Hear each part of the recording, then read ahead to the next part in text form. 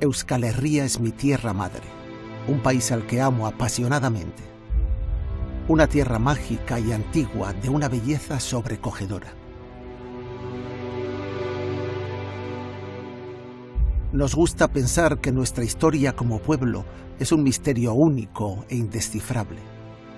Una historia romántica envuelta en viejas creencias, sin nombres ni fechas precisas. Pero eso no es historia. Eso es la mitología de un pueblo. He dedicado casi toda mi vida al estudio de Euskal Herria y a la investigación de su historia y su cultura.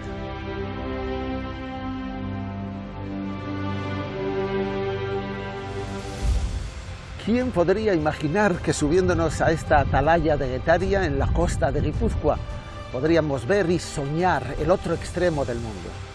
Cuesta trabajo creer que a 12.000 kilómetros de distancia, entre los volcanes de las Islas Molucas y las playas de coral de las Filipinas, un puñado de vascos, embarcados aquí mismo hace 500 años, cambiase por completo la historia del mundo. Quiero contarles la historia de cómo un puñado de marinos, clérigos, militares y comerciantes vascos, la mayoría de origen guipuzcoano, viajaron hasta el extremo del Pacífico Sur e integraron aquellas remotas regiones del planeta en una gran aldea mundial. Para ello quiero embarcarles en un largo viaje, una travesía en la que descubramos juntos una nueva historia de los vascos más allá de los mitos y de las leyendas. Quiero contarles una extraordinaria historia de Baskonia.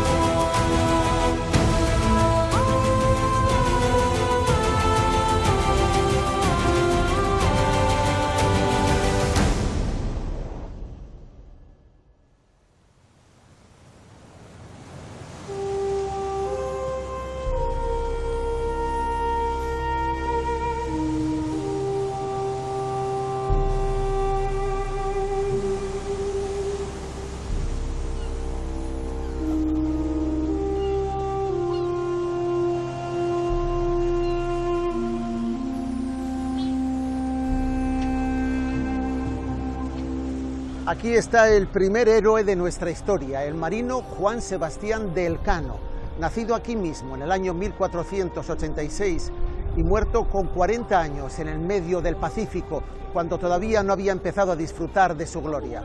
Algunos todavía discuten si murió por desfallecimiento, por debilidad, por enfermedad o incluso si fue envenenado.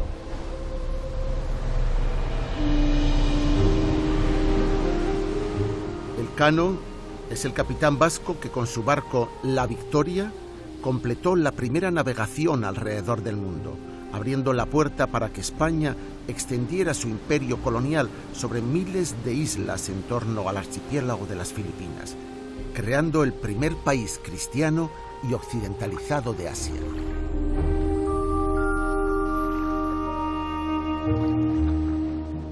Filipinas es un archipiélago de más de 7.000 islas, en el que viven más de 100 millones de personas. Una de sus islas mayores, que posee lengua propia, es Cebú, en el grupo de las Bisayas.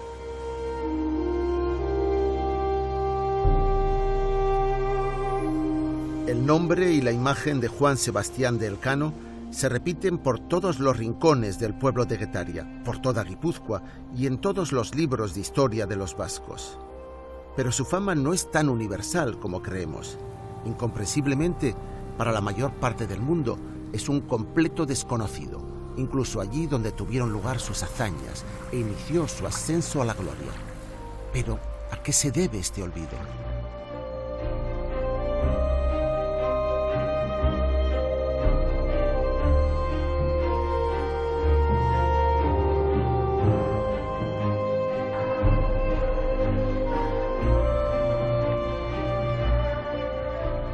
Esta es la escuela elemental Lapu-Lapu, en la isla de Mactán, separada solo por un canal de la gran isla de Cebú. La escuela está dedicada al cacique Lapu-Lapu, el primer héroe de la resistencia indígena filipina frente a los invasores españoles.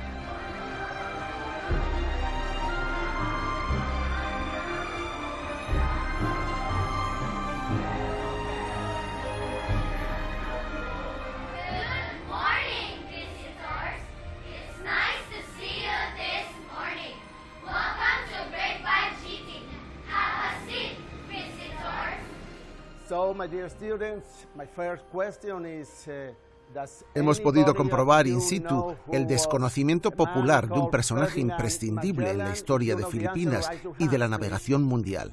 Parece que aquí, como en casi todo el mundo, la enorme figura de Magallanes ha ocultado en la sombra la gesta de nuestro gran marino guetariano. John Sebastian Elcano, raise your hands. Conozcamos qué ocurrió en aquel primer viaje.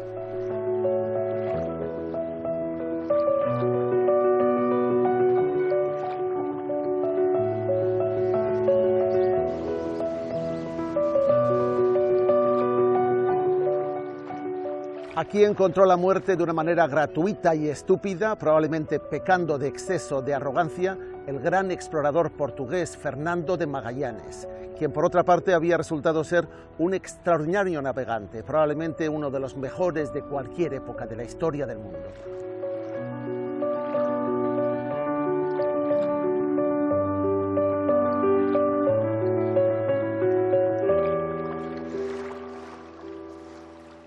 Magallanes fue capitán general de la armada enviada por el rey Carlos I de España, el que más adelante sería coronado como emperador Carlos V de Alemania, para tomar por sorpresa las islas de las Especies, las actuales Islas Molucas.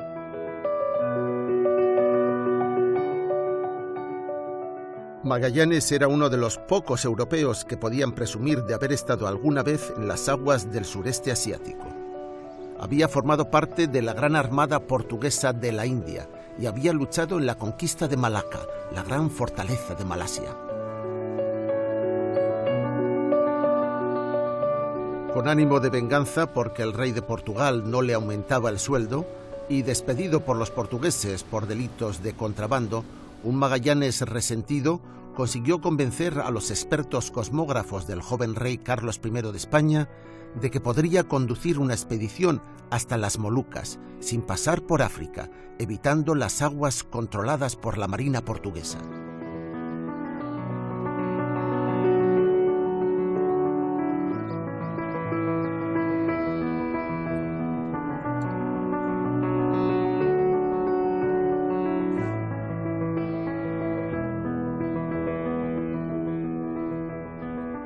Seguramente Magallanes no hubiera podido convencer al rey si no hubiese contado con todo el apoyo y financiación de este personaje, Cristóbal de Haro, un riquísimo mercader de Burgos especializado en el tráfico internacional de especias asiáticas y más tarde de esclavos africanos.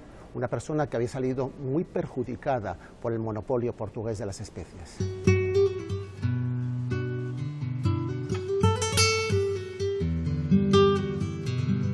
En Sevilla reunió 5 naves y una tripulación variopinta en la que destacaban 2 grupos mayoritarios.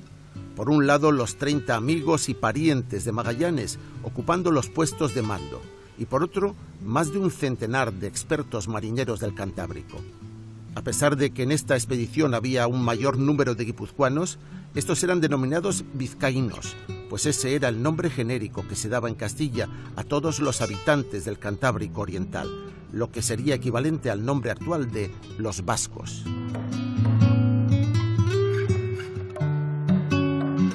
También la mayoría de las recias embarcaciones de la expedición eran de origen vasco, como era frecuente en todas las travesías transoceánicas de la flota de Indias, pues eran las mejor valoradas por los marinos profesionales por su fuerte construcción.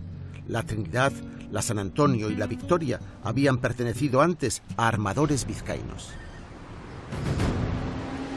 Entre los oficiales más cualificados, aunque no en un puesto de capitán, estaba nuestro Juan Sebastián Elcano, en el oficio de maestre de la Concepción, contando con el bermeano Juan de Acurio de contramaestre.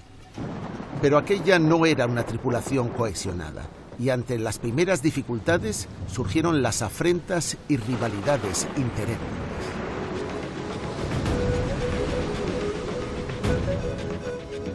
Después de varios naufragios y de una rebelión de los cantábricos en la Patagonia, sofocada con violentas ejecuciones, Magallanes encontró finalmente lo que deseaba: un paso al otro lado de América, a la altura del paralelo 52. Era el que hoy conocemos como Estrecho de Magallanes. Pero los problemas no cesaron. La travesía de Magallanes y su flotilla por las aguas del Pacífico Sur resultó ser mucho más larga de lo que él podía haber previsto jamás. Era la mayor extensión acuática del planeta y nadie la había recorrido nunca. Tardaron casi 4 meses, con los barcos cargados de regalos y baratijas para los indígenas que pretendían encontrar, pero sin suficiente agua potable, ni siquiera provisiones de boca. A estas alturas, aunque los hombres odiaban a este capitán portugués autoritario y orgulloso que les conducía a la muerte segura, estaban demasiado débiles para amotinarse.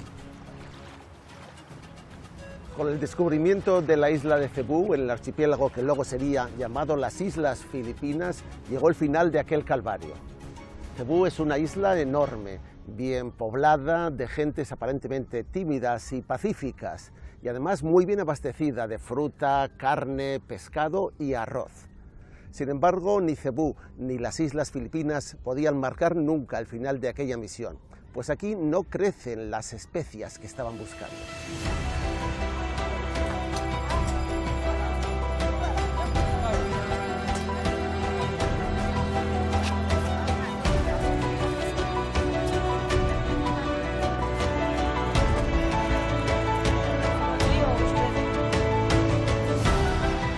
A su manera, Magallanes era un hombre piadoso y católico militante, sobre todo desde que el rey de España le nombró comendador de la Orden de Santiago poco antes de la partida.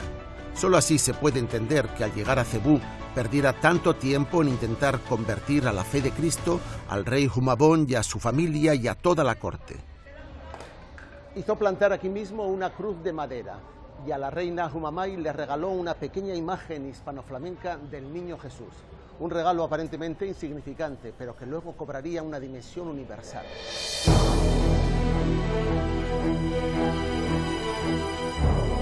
Aunque supuestamente eran cristianos y buenos aliados, el siguiente error de Magallanes fue insistir al rey Humabón para que le señalara a algún enemigo próximo del que quisiera librarse, con la intención de que la expedición española pudiera exhibir todo su poderío militar. Fue Humabón quien le indicó el islote de enfrente, Mactán, donde residía el caudillo Lapu Lapu, que se negaba a pagarle tributos. El intento de desembarco con 3 chalupas a través del arrecife en marea baja fue un desastre de planificación, y la imprevisible resistencia de cientos de indígenas con armas rústicas les condujo a la catástrofe.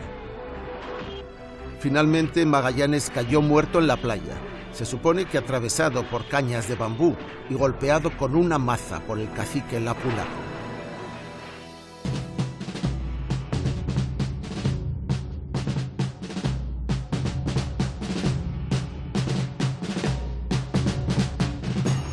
Cada 27 de abril los filipinos celebran la fiesta de la Batalla de Mactán, con esta representación en la que derrotan y matan a los españoles.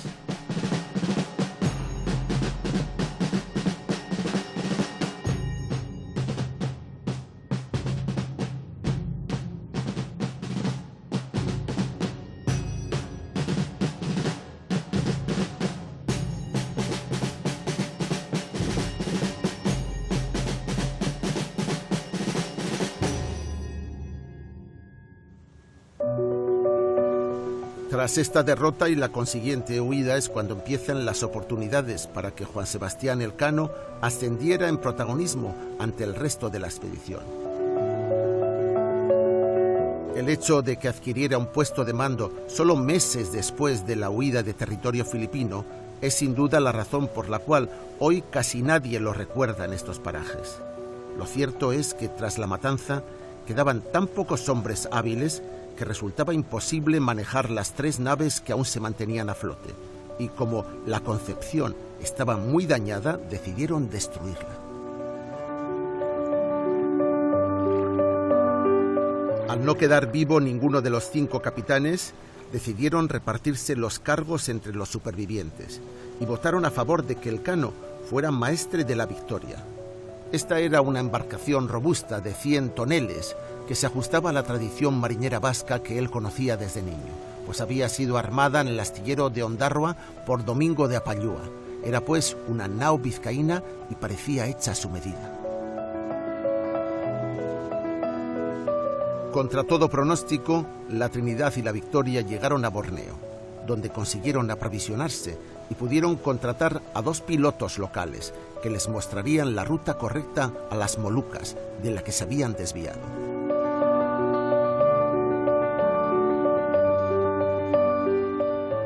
Finalmente pudieron llegar a Tidore.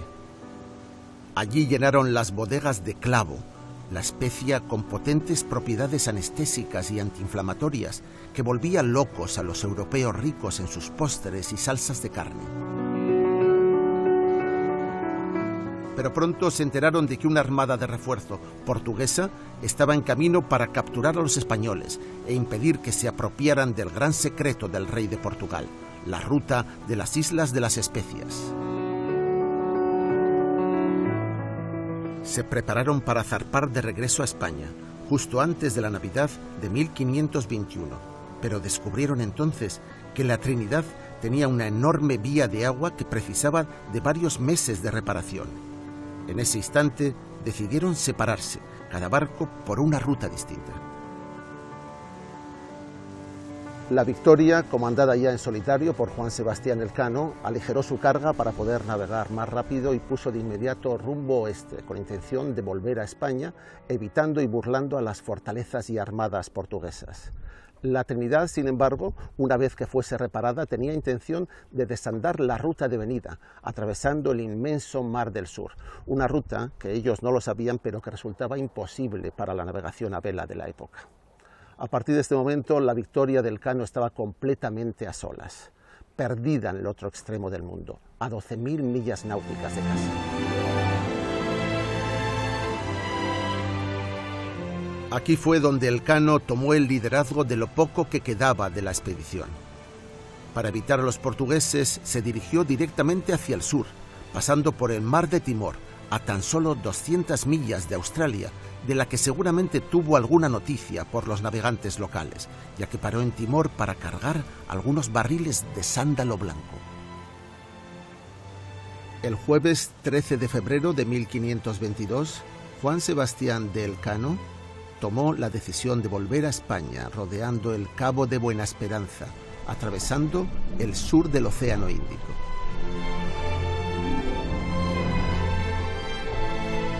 Fue una decisión dramática que condenó a muerte a decenas de miembros de su tripulación, que fallecieron víctimas del agotamiento, la desnutrición y el escorbuto.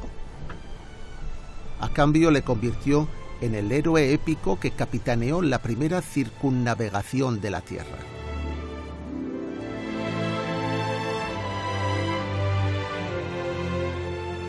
Hoy sabemos que ni el piloto Francisco Albo, ni su compañero también griego, el maestre Martín de Rodas, los 2 oficiales de mayor rango de la Victoria, justo por debajo de Juan Sebastián Elcano, estaban de acuerdo con su capitán en esta decisión.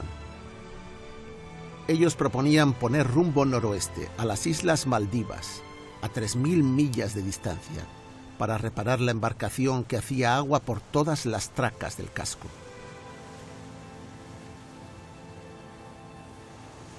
Lo hemos sabido gracias a la reciente recuperación del testimonio del desertor Martín de Ayamonte, que prefirió quedarse en Timor y entregarse a los portugueses. El grumete Martín lo contó de esta manera. Y la nao, la Victoria, cuando partió de Timor, daba la bomba 12 veces de día y 12 veces de noche. Y el maestre y el piloto, que eran griegos, quisieron venir por Malaca, y el capitán, que era vizcaíno, no quiso, y su intención de ellos era ir a las islas de Maldiva para corregir su nao, y de allí irían su camino para estas partes. El riesgo de dirigirse a las Maldivas, que a principios del siglo XVI eran ya un archipiélago bien conocido y cartografiado por los portugueses, era precisamente el de ser arrestado por los barcos de la Armada de Portugal y perder la valiosa carga de clavo que la Victoria había estibado en las Molucas. Un riesgo que el capitán Elcano no estaba dispuesto a correr, aunque tuviera que sacrificar la vida de la mitad de sus hombres. Esta decisión, muy criticable desde el punto de vista humano, demuestra que el objetivo de la misión era exclusivamente comercial: romper el monopolio portugués de las especias en el mercado europeo, y no descubrir, conquistar o cristianizar nuevas tierras para el Imperio español, ni mucho menos dar la vuelta al mundo. Esta era la misión que quería cumplir Elcano, posiblemente trabajando como agente encubierto al servicio del gran mercader Cristóbal de Haro.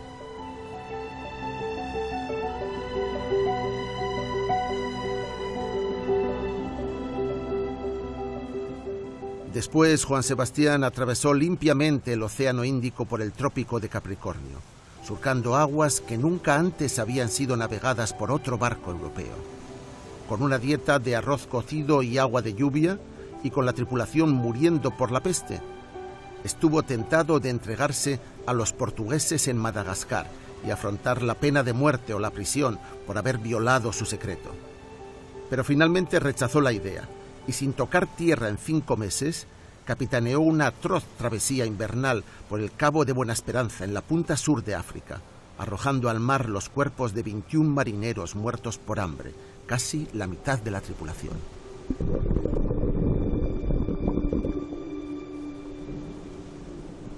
Ya sin fuerzas, sin agua ni alimentos, con la tripulación convertida en esqueletos agotados que achicaban constantemente las bodegas inundadas, Elcano decidió pedir socorro en Cabo Verde e intentó engañar a la guarnición portuguesa alegando que volvía de Centroamérica y que una tormenta le había forzado a desviarse de la ruta española de América.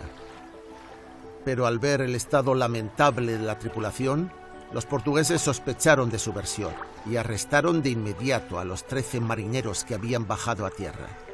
Y Elcano tuvo que abandonarlos para huir con solo 18 hombres a bordo.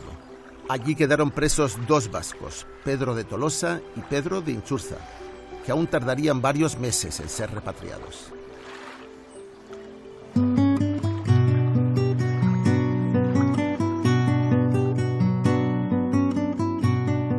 De los 265 hombres que partieron con Magallanes en 5 naves desde Sanlúcar de Barrameda, estos son los que volvieron con vida 3 años después al mismo lugar de partida. 3 griegos, 3 italianos, 3 andaluces, 1 alemán, 2 gallegos, 2 castellanos y 4 vascos. Los 4 vascos supervivientes eran el propio Elcano, el veterano maestre bermeano Juan de Acurio, el grumete bilbaíno Juan de Arratia y el joven paje baracaldés Juan de Zubilleta. Así que la primera vuelta al mundo estuvo protagonizada por 4 vascos, incluyendo a Elcano.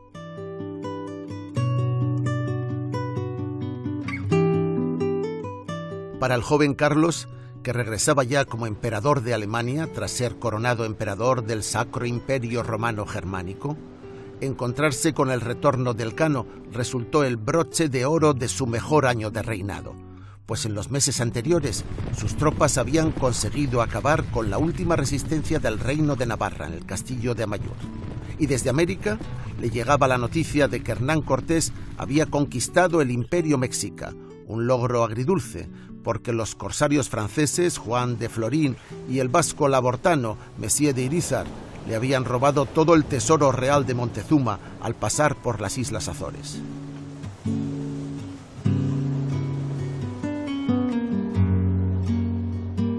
Pero para él, tras haber conseguido vender el cargamento de clavo de las Molucas a un precio astronómico que superaba con creces los costes de la expedición de Magallanes, la vuelta de Elcano significaba solo ganancias. Las vidas de más de 200 hombres muertos en el Pacífico Sur no computaban como pérdidas en las cuentas de la hacienda del Imperio Español.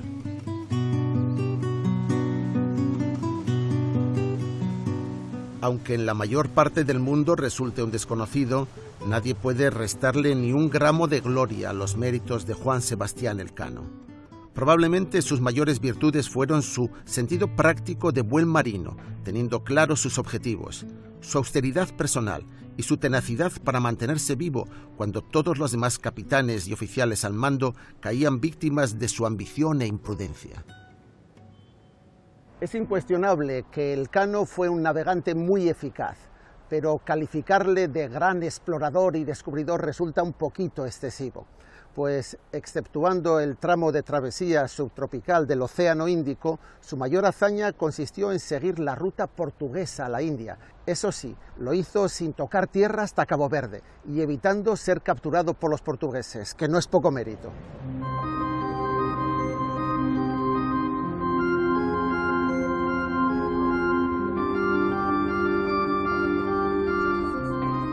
Primum circum dedistis me.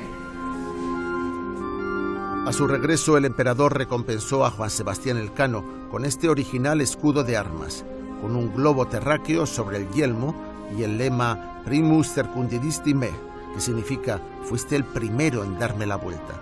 También le concedió una pensión anual de 500 ducados, pero antes de llegar a cobrarla, requirió que le prestara un último servicio. Nunca llegaría a ver ese dinero.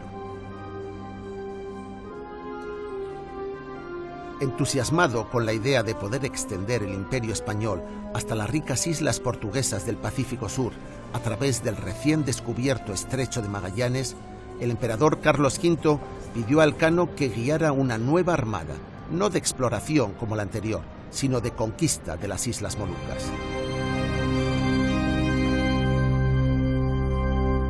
El emperador hizo muy poco caso a las airadas protestas de los portugueses, aunque reunió una comisión mixta de estudio en Vitoria-Gasteiz en febrero de 1524 en la que participaron Elcano y el hijo de Cristóbal Colón como expertos. Ni Portugal ni Castilla tenían intención de ceder lo más mínimo en sus pretensiones de dominio de la ruta de las especias, así que se prepararon para una guerra invisible en las lejanas aguas del Pacífico.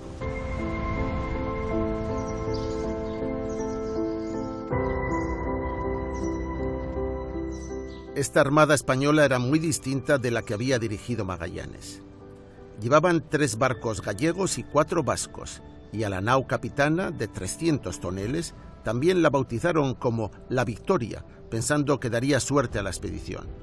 En la segunda nave, la Sancti Spiritus, viajaba Juan Sebastián Elcano como piloto mayor de la flota, y en la más pequeña y ligera, el que iba de capitán era su cuñado, Santiago de Guevara. Además, Elcano había convencido a 3 de sus hermanos para que se unieran al viaje. En total eran más de 450 hombres, muchos de ellos soldados profesionales, bien armados y preparados para la guerra al estilo europeo, pero pocos marineros experimentados. El euskera fue una lengua muy común en este viaje y durante 4 siglos continuaría escuchándose en Filipinas. El número de marineros vascos se contaba por decenas en aquella expedición, muchos de ellos invitados personalmente por Juan Sebastián Elcano. Es el caso de su paje personal, el hijo del alcalde de Ordizia, un joven muy despierto que se llamaba Andrés de Urdaneta.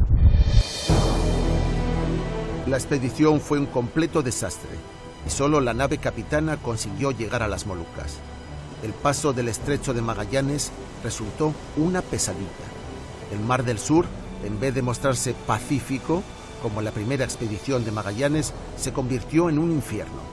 En sus aguas quedaron sepultados para siempre 40 hombres, entre ellos el gran marino vasco Juan Sebastián Elcano y el capitán general Jofré de Loaiza. La mayoría presentaban el pecho hinchado, las articulaciones rígidas y la boca horrendamente desfigurada por el escorbuto, probable causa de su muerte.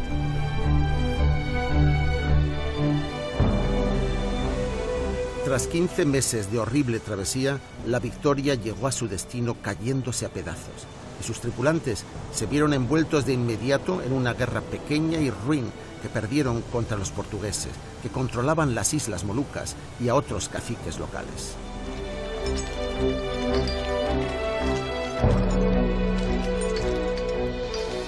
La guerra duró 3 largos años y los hombres fueron cayendo uno tras otro. Cuando los poblados indígenas quedaron arrasados, la única persona que destacaría por un comportamiento digno en este horror provocado por los hispanos fue Andrés Urdaneta. Su intervención fue decisiva para que los españoles supervivientes capitulasen a cambio de ser repatriados. Por desgracia, aún desconocían que con el matrimonio entre Carlos V e Isabel de Portugal, ambos reinos habían firmado las paces. La guerra había sido una matanza inútil, habían muerto por nada.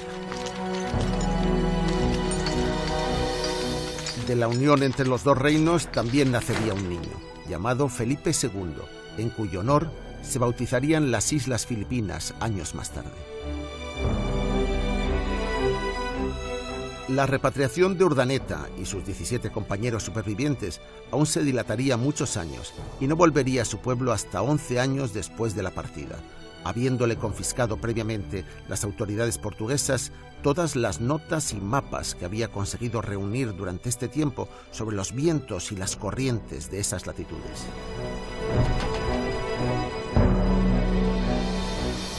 La doctora Susana Tronchuelo, profesora de la Universidad de Cantabria, aunque natural de Andoain, ha dedicado una parte de sus investigaciones al estudio de la figura de Andrés de Urdaneta, y a ella nos dirigimos para que nos aclare alguna de las circunstancias de la vida de este gran hombre vasco. ¿Cómo es la sociedad interior de esa Guipúzcoa, de esa Vizcaya?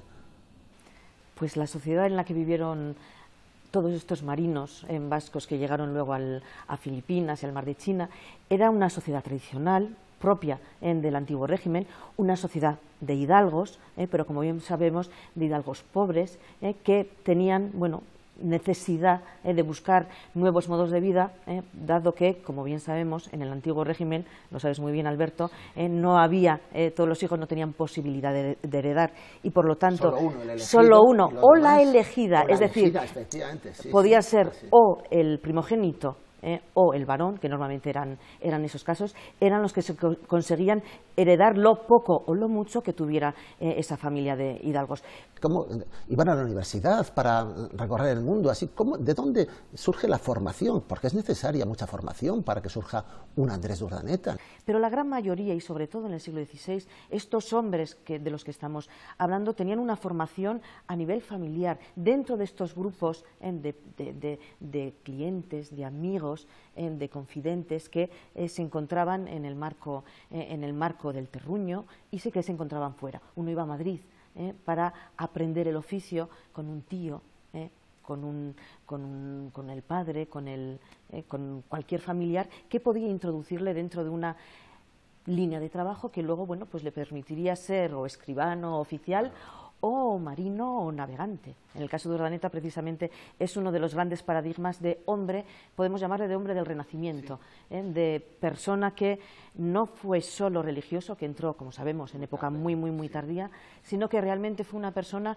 que se fue formando a sí mismo, aprovechando la sabiduría de toda la gente que le rodeaba. No olvidemos el viaje de García Jofre de Loaiza y todos los marineros vascos que le acompañaban, entre ellos el Juan Sebastián Elcano. De todos ellos aprendió, ciencia, se considera uno de los grandes científicos del siglo XVI, y aprendió otras muchas tareas, otras muchas disciplinas y recursos de conocimiento. Y recursos que además, que sabemos que desarrolló él en la época, sobre todo en la época de México, que lejos de ser un científico, pues tuvo otras actividades más ligadas a otro de los campos que desarrollaron mucho estos vascos, que fue el servicio al rey y a la religión, sobre todo a través del ejercicio de los oficios públicos. Como encomendero, como en este caso como corregidor, como recaudador de impuestos, como minero, etcétera. ¿Qué buscaban? ¿Oro, fama o ciencia? O dime en qué orden. O las tres. Y en el caso de Urdaneta yo creo que son las tres. Y la ciencia también. Sí. El reto del tornaviaje fue un reto científico para Urdaneta. Fue un reto realmente, sí. Y él necesitaba el poder mostrar que él era capaz de volver. Sí. Y por lo tanto esa fue la gran gesta de Urdaneta precisamente. El llegar no a Filipinas, sino el saber encontrar los vientos favorables que le permitieran retornar a Acapulco. Ese fue su gran logro. Por lo tanto yo creo que Urdaneta sí tenía esa ansia, esa aspiración a conseguir un fin científico. Sí. Pero él y otros muchos tenían también otras motivaciones muy diferentes. Fama y oro. Fama, oro, eran aventureros. Claro. Había que tener un punto de aventura muy importante para enrolarte en todos estos descubrimientos. Y dinero también, por supuesto. Cuando salen todos estos vascos de su tierra, buscan mejorar su situación de vida. Para ellos y para su familia. Claro. Y motivaciones, bueno, pues mucho más diversas, que no eran simplemente particulares. En muchos casos querían servir a Dios y querían servir al rey. Y esos eran elementos muy alejados desde nuestra perspectiva actual, pero en el que el antiguo régimen tenía un peso enorme. Volver con prestigio, con honor, en un mundo en el que todos eran hidalgos, daba un plus de honor a todos esos vascos. Y por lo tanto, el marcharte, sobrevivir y poder volver era algo importante y a lo que todos aspiraban. ¿Te atreves a hacer un balance de qué consiguieron, qué aportaron estas personas? Pues su aportación, yo creo, a la historia ha sido una aportación importante. Una aportación, en el caso de Urdaneta concretamente, claramente el tornaviajes es lo que permitió conectar todas las plantas o las partes más importantes del planeta. A partir de ahí comenzó ya un proceso, una economía mundo, como dicen los historiadores de historia económica, que permitió poner en conexión, que existieran historias conectadas entre ese mundo filipino, chino, japonés, con el americano, el novohispano o el europeo. Un mundo nuevo que comienza en este momento. La globalización existe en la actualidad, pero comenzó entonces. Y en muchos casos vino de la mano de algunos autores, o de algunos marinos, como fue Andrés de Urdaneta, que en ese sentido es uno de los grandes protagonistas de la historia. También hay otros sin nombres y apellidos que también son igual de importantes. Eso te iba a preguntar, los costos de todo esto, los humanos. Pues muchos murieron, es decir, estamos hablando de grandes aventuras que cuando terminaban con un buen final, bueno, pues uno podía en ocasiones regresar o por lo menos enviar esos mandaspías, esas dotaciones a doncellas que revertían en su Son donaciones religiosas lo que me estás hablando, donaciones ¿verdad? religiosas o donaciones que podían... A la sociedad civil para ayudarles... Exactamente, a la sociedad civil, a la religiosa, es decir, primeramente... Todos estos vascos que tuvieron logros principalmente económicos, revirtieron parte de esos logros en la familia, la casa, el linaje, también en la villa, porque también era un referente importante de la población, y también en la comunidad más amplia. No olvidemos que es ahora cuando Vizcaya, Guipúzcoa, Álava se están definiendo territorialmente, jurídicamente, como entidades políticas singulares dentro de la monarquía hispánica. Y la contribución de todos estos vascos en Nueva España, en el Virreinato de Perú o en Filipinas, contribuyó en gran medida a fortalecer, a consolidar esos vínculos que existían entre todos los vascos y esas relaciones que se establecen, particulares que se establecen en los siglos XVI y XVII, que son muy singulares incluso a nivel europeo.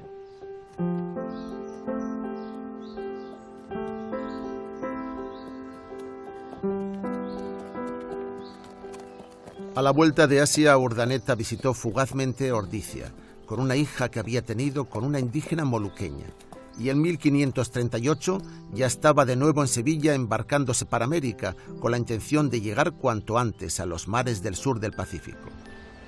Pero al llegar a México, sus planes se frustraron, y pasó la mitad de su vida atascado en ese país, más de 20 años.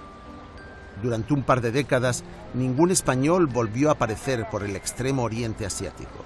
Podríamos exceptuar a San Francisco Javier, que fue capturado y ejecutado intentando penetrar en la China en 1552.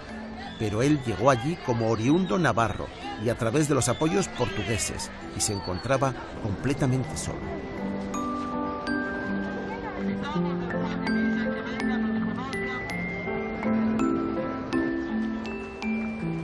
En México, Urdaneta hizo lo que todo colonizador vasco con buenos contactos soñaba. Participó en operaciones militares de represión de los indígenas, se colocó en un buen cargo de la administración colonial, estrechó relaciones con el virrey y consiguió hacerse una pequeña fortuna distrayendo dinero de las arcas públicas que invirtió en las minas de plata de Jalisco.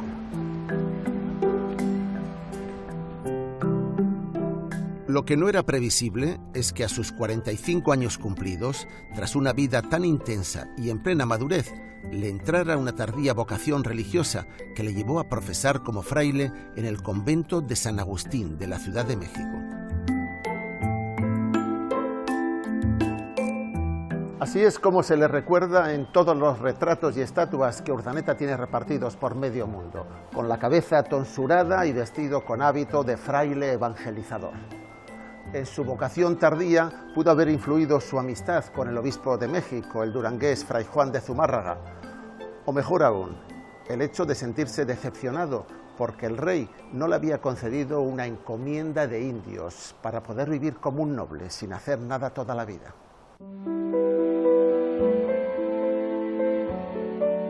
En el convento, Urdaneta no solo se dedica a la oración y a enseñar a los novicios, sino al profundo estudio de la cosmografía. Es posible que fuera de los primeros en América en consultar la reciente publicación de las tablas de Copérnico y trabaja intensamente con ellas para descubrir la ruta más ansiada, el tornaviaje desde Poniente, o sea, poder volver desde Asia hacia América por el Pacífico, que era el último gran derrotero por descubrir. Algo que acortaría notablemente las travesías, reportando grandes beneficios económicos. Por esa razón, Felipe II le encarga una expedición en 1564 para que encuentren la ruta y de paso rescatar supervivientes de las expediciones anteriores. Urdaneta reclutará como jefe de la expedición a su amigo Miguel de Legazpi, nacido en esta misma casa. Otro casi anciano como él, pero muy respetado por los hombres por su austeridad y por su buen juicio, aunque hasta donde sabemos sin ninguna experiencia marinera. También incorporará a la expedición a muchos sobrinos y parientes, como era habitual en la época. Pero además hizo llevar a un grupo de frailes agustinos para que empezasen la evangelización de los filipinos.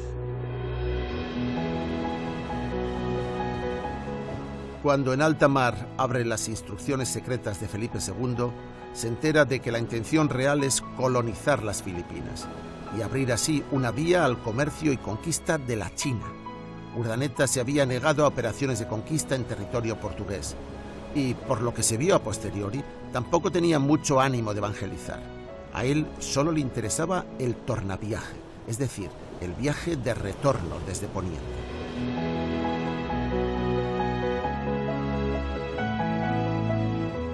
Legazpi, por su parte, conquistó Cebú a cañonazos, mientras los indígenas descendientes de aquellos que masacraron la expedición de Magallanes huían a la selva. Tras completar el desembarco, el vasco Pedro de Arana salió en solitario a dar un paseo por la playa que está aquí mismo, y aunque portaba a su arcabuz, se vio asaltado por un grupo de guerreros cebuanos que le cortaron la cabeza y se la llevaron como trofeo. Rápidamente Legazpi mandó construir un fuerte con empalizadas de madera para defenderse de los posibles ataques de los indígenas y eventualmente de los portugueses. Es el fuerte de San Pedro, que aún se conserva aunque está muy transformado, y fue la primera fortificación del Imperio Español en Asia. Curiosamente, en una de las cabañas de los cebuanos, el bermeano Juan de Camus descubrió aquella estatua de madera que Magallanes había regalado a la reina Humamay. El hallazgo se interpretó como una señal milagrosa y este fue el inicio de las conversiones y del culto católico permanente en Filipinas. El auténtico evangelizador de Cebú fue el fraile agustino pamplonés Martín de Rada, poco antes de ser nombrado el primer embajador de España en la China. Y esta basílica del Santo Niño se convirtió en el origen, en el centro de difusión de todo el catolicismo del Pacífico asiático. Y muy a menudo tuvo obispos vascos.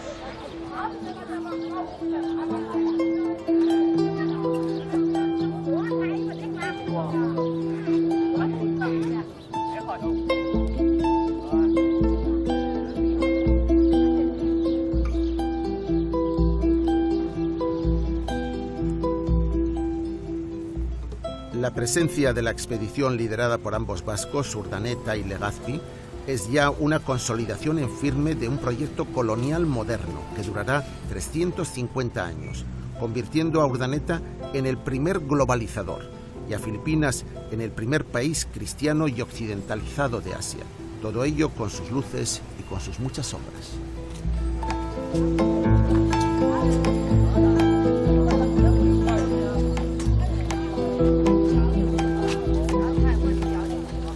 La ciudad de Cebú se convirtió en el puerto más activo del tráfico naval interno del enorme archipiélago de las Islas Filipinas. Una ciudad multiétnica dirigida por la élite colonial española que habitaba en grandes mansiones, como la Casa Gorordo, restaurada por la Fundación Ramón Aboitiz. Pero una ciudad en la que también vivían muchos comerciantes chinos y una amplia población local con lengua propia de las Islas Visayas. Hoy en día es la cabeza de un área metropolitana de 3 millones de habitantes.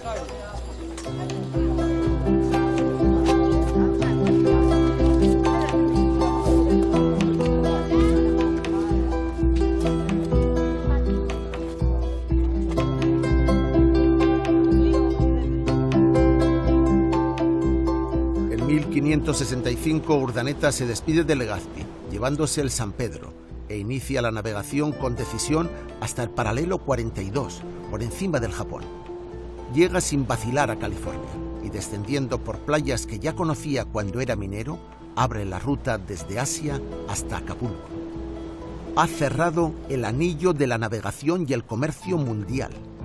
Es una larguísima ruta a mar abierto de 13.000 kilómetros, pero a partir de entonces nadie que no tuviera algo que esconder volvería a ir por el Estrecho de Magallanes. El viaje era demasiado largo y peligroso. Urdaneta es el primer explorador científico del imperio, pues no se basa solo en su experiencia marinera y en testimonios ajenos, sino en el estudio cosmográfico más avanzado de su tiempo. Mientras tanto, Miguel de Legazpi inicia la colonización. Le llegan noticias de un gran puerto comercial de moros, hindúes y sobre todo de chinos. Es el puerto de Maynilad, a donde envía a su maestre de campo, el vizcaíno Martín de Goiti, con 300 hombres, a tomarlo en mayo de 1570.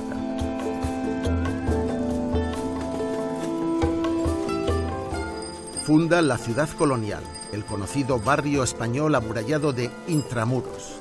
Manila se convierte en la base y punta de lanza de la penetración europea en el Extremo Oriente.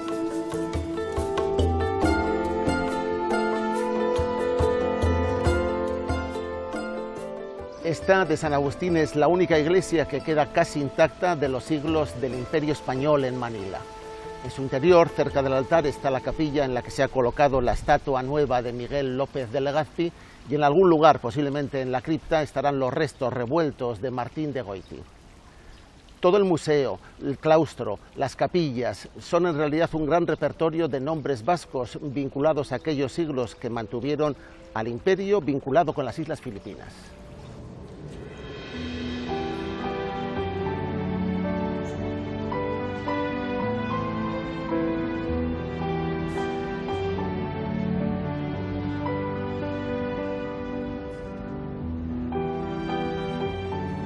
La conquista británica de Manila en el año 1762 permitió a los ingleses apropiarse del fantástico archivo de mapas y cartas náuticas que se había elaborado aquí en el convento de San Agustín durante más de 2 siglos y que incluía, entre otros, los cálculos pioneros de Urdaneta.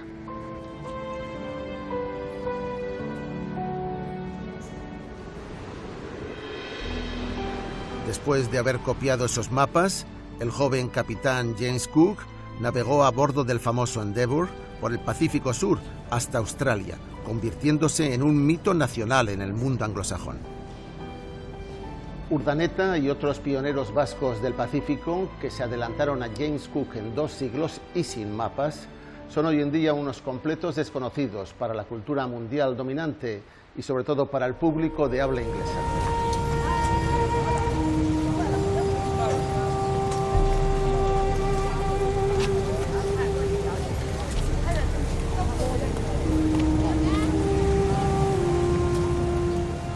Manila, la 4ª urbe más poblada del mundo, con un área urbana de 25 millones de habitantes, triunfó porque fue el puerto de contacto e intercambio del Imperio Español con los mercaderes chinos.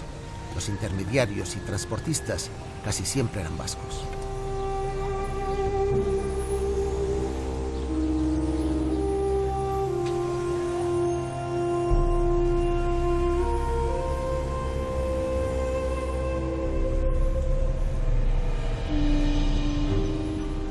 Protegidos por los poderosos baluartes de intramuros, una reducida élite de militares, funcionarios, sacerdotes y comerciantes españoles controlaban un imperio lejano y misterioso, el único país católico del Extremo Oriente. Cuando se construyó este formidable baluarte de San Diego a fines del siglo XVI, aunque luego ha sido reformado en muchas ocasiones, el censo aproximado de habitantes de todas las islas filipinas era de casi 700.000 personas, aunque toda la clase dirigente residía en torno a Manila y estaba formada por 20.000 comerciantes chinos, 3.000 japoneses residentes permanentes y tan solo 600 españoles venidos directamente de Europa, que residían en su integridad en el interior de las murallas. Aquí dentro estaban los vascos.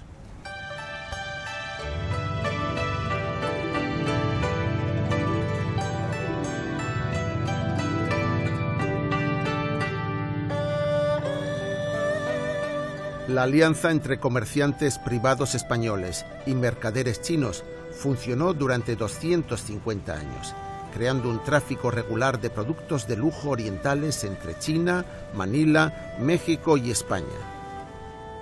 Los productos que se cargaban en una flota llamada el Galeón de la China o el Galeón de Manila, habitualmente tripulada y pilotada por marinos vascos, eran vajillas de porcelana, mucha seda, muebles lacados de lujo, especias, piedras preciosas y hasta opio, que se pagaba a cambio de monedas de plata mexicana sobrevalorada en la China.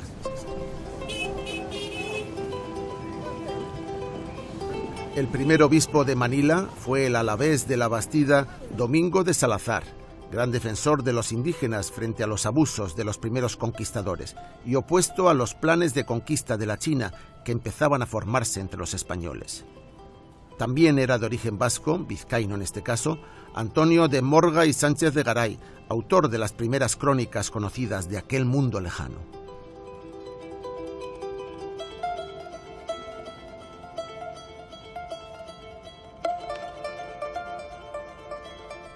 En la cima del poder colonial hubo vascos hasta los últimos días de Filipinas, como el conde de Manila, don Narciso Clavería y Zaldúa, antiguo capitán general de Navarra y gobernador supremo de las islas a mediados del siglo XIX. Clavería fue el gran modernizador de Filipinas y fue quien introdujo la costumbre de que los nativos adoptaran apellidos españoles, con muchos nombres en euskera que todavía son frecuentes en el archipiélago. Así que aquí no es étnicamente vasco todo el que tiene apellido vasco.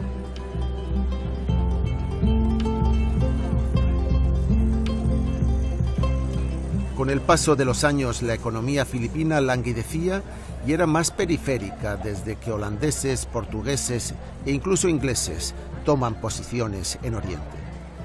En España solo reaccionan los guipuzcoanos ilustrados a partir de 1785, fundando la Real Compañía Guipuzcoana de Filipinas.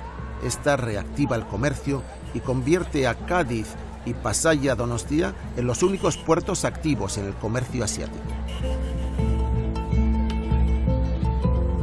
La compañía era una sociedad privada de grandes financieros que consiguió del rey el monopolio para gestionar todo el tráfico comercial entre Extremo Oriente y España. Cerraron el puerto de Manila a cualquier otro barco europeo y abrieron delegaciones en China, en Cantón y Macao, y tuvieron agentes destacados aún más lejanos, como en Calcuta, en la India, y en otros puertos asiáticos. Al principio tuvo éxito en el decadente y corrupto mercado chino, que describió y pintó muy bien el guetariano ilustrado Manuel de Agote, primo de Domingo Bonaechea, el descubridor de Tahití.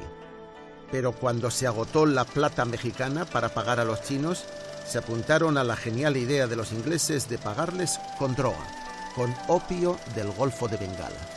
Antes de hundirse, la compañía convirtió al puerto de Manila y su Chinatown en un mercado internacional de la droga.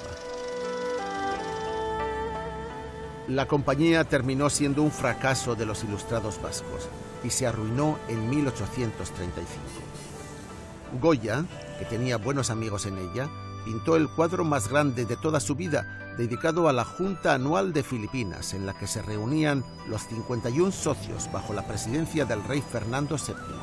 También hizo un oscuro retrato a su director, el estellés José Luis Munárriz e Iraizoz, que le había ayudado mucho como consejero de la Academia de Bellas Artes.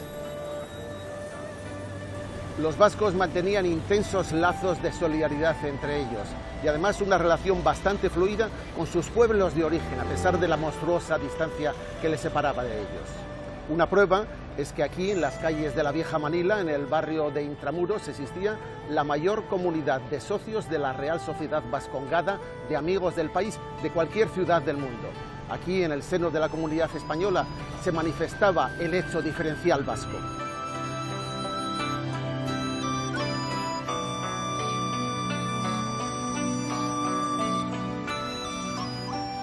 El honorable Marciano de Borja es cónsul general de la República Filipina en la isla de Guam y es un experto en cuestiones vascas, en la historia de los vascos en Filipinas.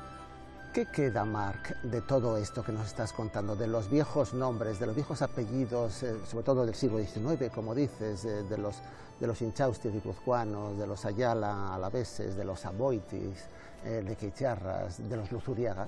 ¿Qué queda que podamos ver hoy en día? ¿Qué queda en ellos, en sus descendientes? Bueno, conociendo estas familias, podemos decir que hay resultado mixto. Sí. Algunas familias como Luzuriaga, sí, que antes controlaban prácticamente la industria de azúcar, sí, pues tenían las azucareras más grandes del país, pero eso durante la época colonial incluso exportaban cantidad de toneladas de azúcar a Estados Unidos como casi monopolio. Sí, sí, sí, sí. Pero algunas familias como la familia Ayala, sí, que también estaba metida en los bancos, sí, claro, las finanzas, saben reinventarse, sí, diríamos, ¿no? Porque es esa familia que tuvo el éxito de desarrollar los otros centros financieros como Makati. Makati es un suburbio de Manila y no había nada allí después de la guerra. Son arrozales, ¿no? Y los Ayala desde el siglo XIX ya compraron, ¿no? Compraron hectáreas de terreno, ¿no? Y comenzaron a desarrollarlo. Por eso Ayala Center es el centro financiero del país. Y la avenida Ayala es, claro, la famosa, sí, económica, ¿no? Por otra parte, la familia Boitis se aprovechó también de los negocios o oportunidades durante la época colonial norteamericana, sí, cuando ya España perdió la colonia y compraron las naves de los norteamericanos, empezaron su propia empresa naviera. Y luego, al ver que los negocios de las empresas navieras, los negocios de azúcar ya van en declive, pues empezaron a desarrollar su presencia en el sector energético. Por eso hoy día Aboitiz Power tiene dominio en la generación, distribución en la región de Visayas y Mindanao.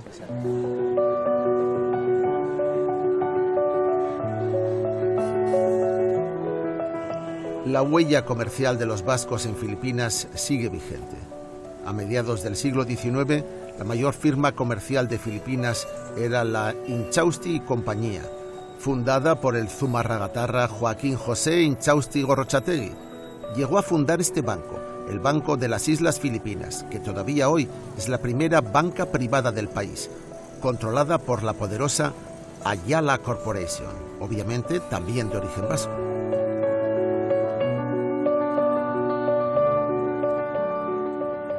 En Manila se comenta jocosamente que si en la Filipinas moderna hubiese una familia real, esa sería la de los Ayala, la poderosa dinastía de financieros y promotores inmobiliarios que edificó el barrio de rascacielos de Makati.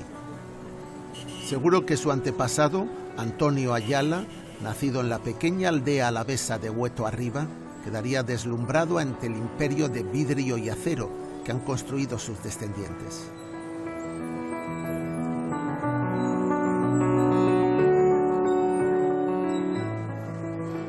Sigue habiendo un puñado de familias vascas conscientes de su origen ancestral en Filipinas. Pero la cultura tradicional vasca en el Pacífico, en cualquiera de sus manifestaciones, está prácticamente extinguida. Incluso el juego de pelota, que atrajo a la última oleada de migrantes vascos hace solo unas décadas, puede desaparecer mañana mismo. El último frontón abierto de Manila está en el centro español y en él solo se juntan 8 pelotaris, todos ellos filipinos.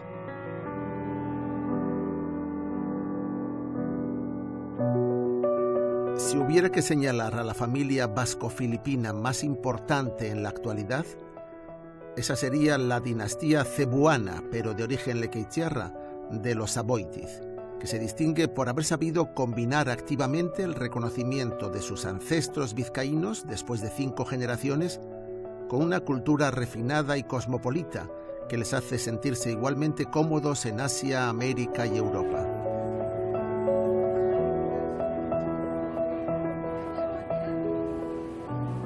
Pero la implicación de algunas personas de origen vasco-filipino en la política vasca tuvo una importancia decisiva en algunos episodios clave de la historia de Euskadi en el siglo XX.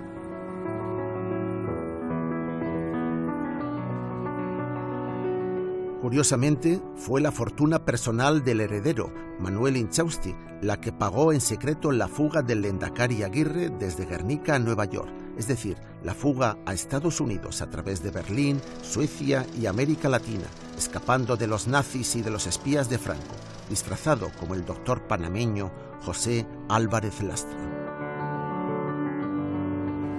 Finalmente, en Nueva York fue Inchausti, con su fortuna vasco-filipina, quien secretamente dotó de fondos a la Universidad de Columbia para que pagase el salario mensual del Lehendakari, contratado como lector del Departamento de Historia.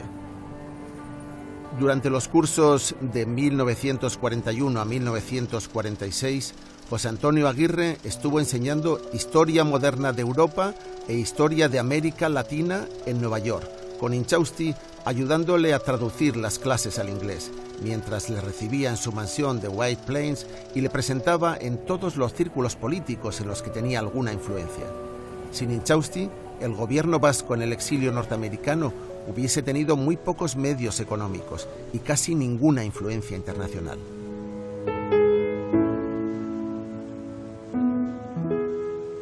Acabada la Segunda Guerra Mundial, el nacionalista Manuel Inchausti no regresó a Filipinas.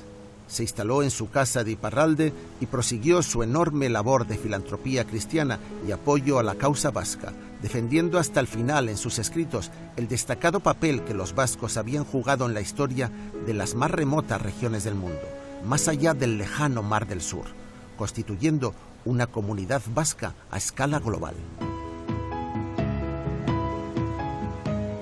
Esta ha sido la extraordinaria historia de los vascos por los mares del sur. Una historia cuajada de hazañas, de descubrimientos adelantados a su tiempo y de aventuras imposibles. Posiblemente esta ha sido nuestra mayor aportación colectiva a la historia de la humanidad. Y paradójicamente son muy pocas las personas en el mundo que lo saben.